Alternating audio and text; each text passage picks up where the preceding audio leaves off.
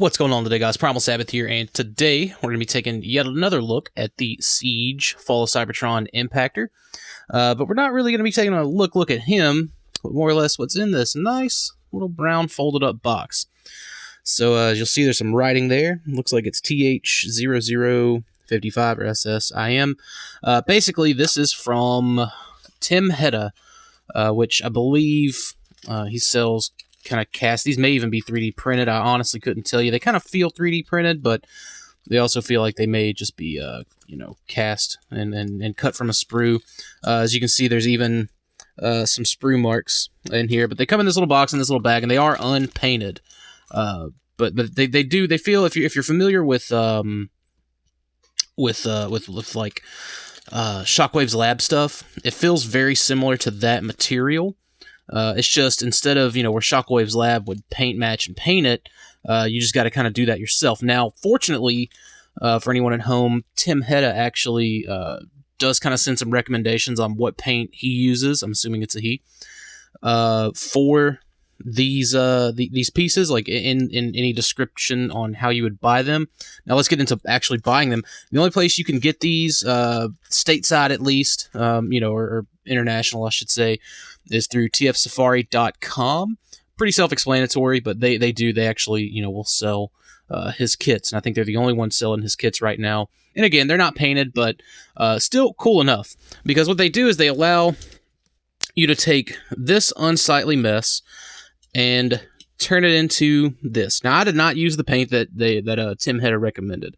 Tim Heada recommended a Tamiya TS47, which is like a chrome yellow, and I think that translates over to XF 8 or 9 or something like that. I just used XF3, which is just flat yellow, and I brushed it on. Not sure how you can see, but like there's some kind of like brush stroke and stuff like that, but I specifically didn't apply any of them, just so you can so I could do it on camera so you can kind of see what it all entails. But you can, like, even if you suck at painting, like there was no need in being neat about this, right? So you can see there's a little bit of just kind of overstroke on the brush on these pieces, but you can hold them here and just brush away at your leisure. And then if you wanted to, you could probably take I'm pretty sure this would be like a flat black application that honestly testers would match that better than any Tamiya paint. And if you wanted to paint in some of those details, you could totally do that. So it's the leg fillers and you get the back fillers. So let's raise that up again. So as you can see, I filled in the back. So paint's dried. I'm going to take this piece. And I do have two sets for a reason, because I have two impactors. So, I'm going to paint up my other impactor set, but we're just going to give that a push. And once it's in there, it's in there. So you want to make sure you get them painted before installation, because they ain't coming out. It's a nice tight tolerance, but it's still easy. Like I said, you're going to have to, you don't even have to grab any, like, I just took a pair of like needle nose pliers and just kind of like bent the sprue parts back, and it was fine doing it that way. But anyways, get that in there, make sure that, yeah, I think that one is pushed all the way. So as you can see, fills it in quite nicely, and we'll insert that one, and there you go. So you got your leg fillers. You can kind of have him at any angle, and this flat yellow is a close enough match. Again, the TS47 is actually called chrome yellow by Tamiya, and I feel like that chrome yellow does match better to the stock yellow paint applications on Mirage or Impactor.